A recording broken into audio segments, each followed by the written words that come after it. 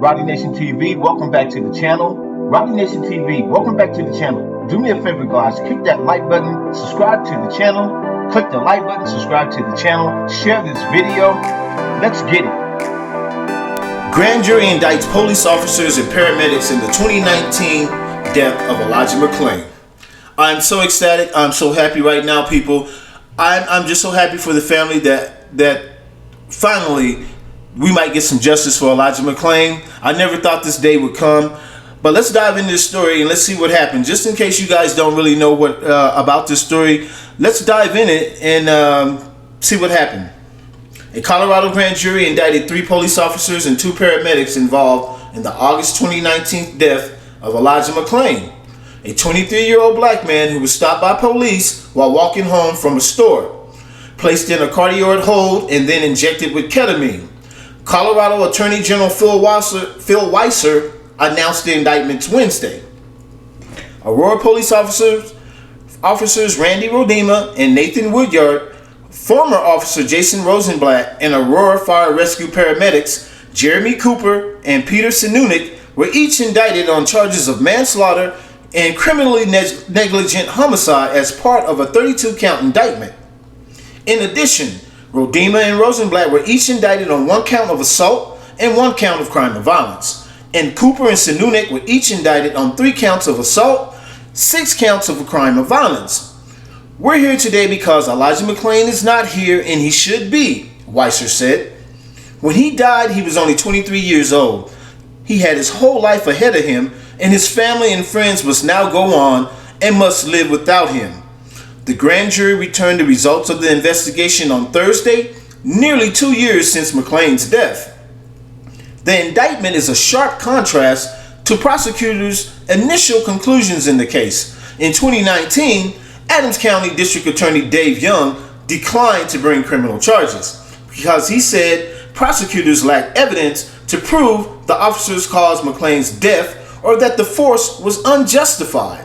Okay, my thoughts for Dave Young: if you live in that district, he should be fired. You guys should vote to get him out of office right now. He's here to protect and serve the community, not to protect the police officers. But McCLAIN's story gained renewed attention last June after the police killings of George Floyd and Breonna Taylor and the rise of the Black Lives Matter movement, spurred by protests in Aurora and viral online petition. Governor Jared Polis announced a re-examination of the case last year. Weiser was appointed as a special prosecutor and opened a grand jury investigation into the case in January. In general, police officers rarely face criminal charges for the in-custody deaths of black people, and convictions in such cases are even rare. In his news conference Wednesday, Weiser acknowledged the challenge ahead for prosecutors. Make no mistake, we recognize this will be a difficult case to prosecute. These types of cases always are. He said, our goal is to seek justice for Elijah McCLAIN, for his family and friends, and for our state. In doing so, we advance the rule of law and our commitment that everyone is accountable and equal under the rule of law. I hope that's the case, right? McCLAIN's mother, Shanine McCLAIN, told CNN in a phone interview that she was excited by the news of the indictments and thanked Weiser, his team, and the grand jury. She said, I started crying. It's been almost 2 years, she said. It's been a long journey, and it's overwhelming. I'm still processing it, because this is one of the things that has never really been done, and it's been done right here because of my son. It's so overwhelming. McCLAIN's father, LaWayne Mosley, wept tears of joy at the news, according to the statement from his attorney. He said, nothing will bring back my son, but I'm thankful that his killers will finally be held accountable, Mosley said in a statement. The Aurora Police Department, Aurora Fire Rescue, and the defendants did not immediately respond to the request for a comment. Following city rules, officers and firefighters indicted on felony charges are immediately and indefinitely suspended without pay. Thank you, because I do not want to be paying these while this case is going on. They should not get paid. These are criminals now. You know, I can't go to my job and choke somebody out and inject them with ketamine and not be charged. These, don't get it twisted, these are now criminals.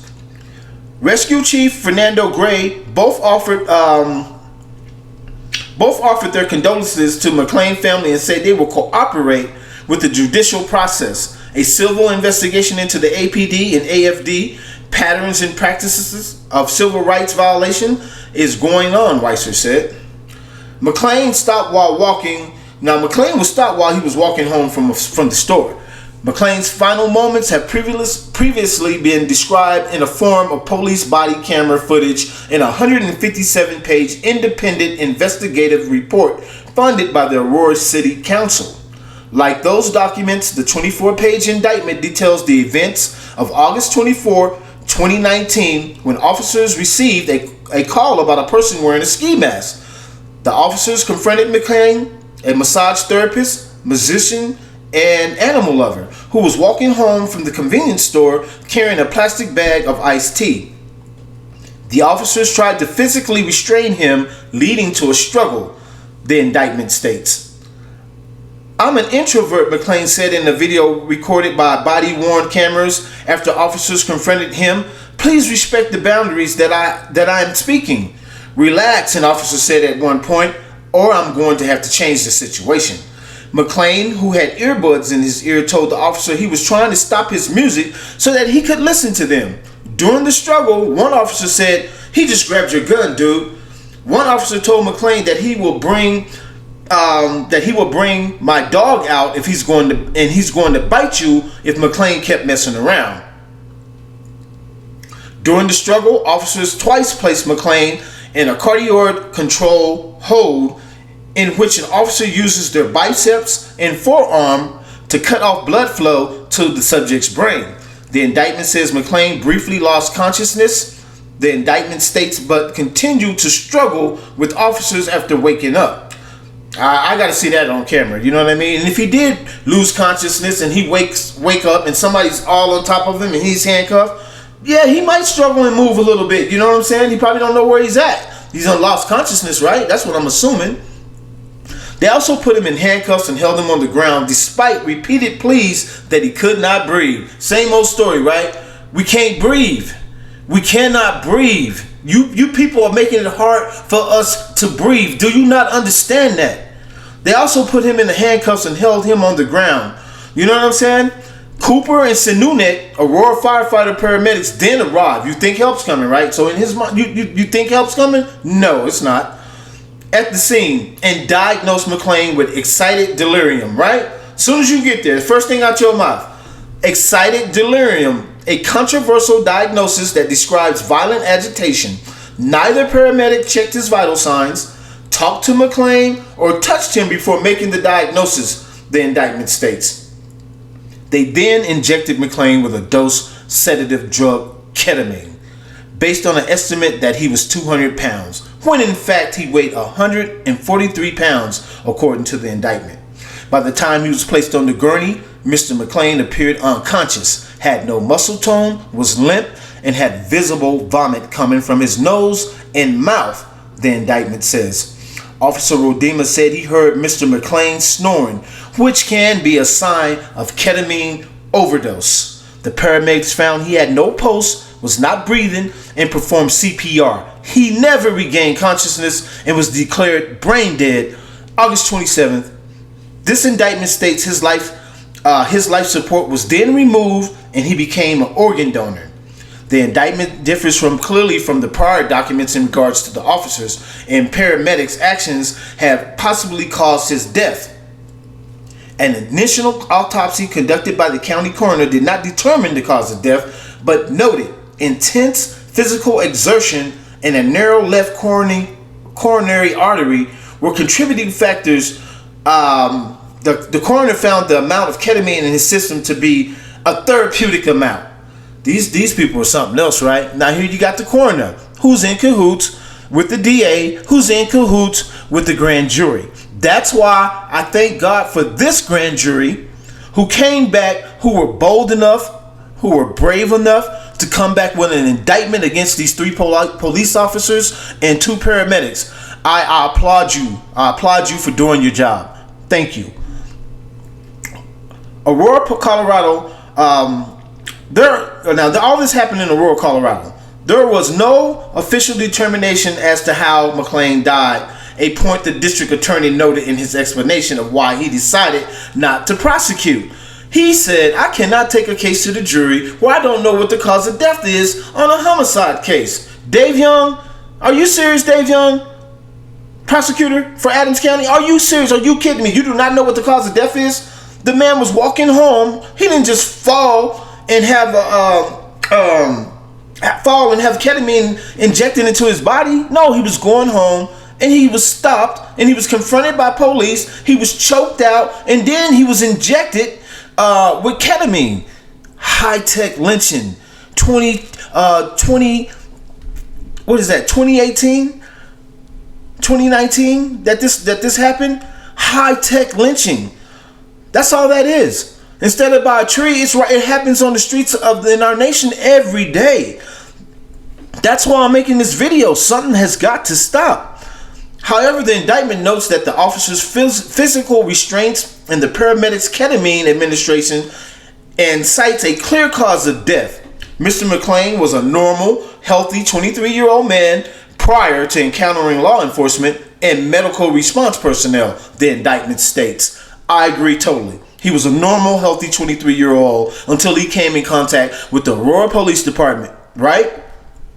A forensic pathologist's opinion that the cause of death for Mr. McCLAIN was complications following acute ketamine administration during violent subdual and restraint by law enforcement and emergency response personnel, and the manner of death was homicide. Thank you, whoever this forensic pathologist is. Thank you. How can you get two professionals come at two different conclusions about the manner of homicide? That to me, man, that speaks volumes to me. You can't. It's like, okay. It's like you get hit by a car, right? And then I see that you get hit by a car. The injuries are sufficient, or to you being hit by a car. And then, so both of us are professionals, and I ask you for your opinion. Does this look like he got hit by a car? And you go, no, it looks like he got hit by a bike. Come on, bro. We see the injuries, right? We see, and they got a body camera. They got a body camera to show what they do. They don't care.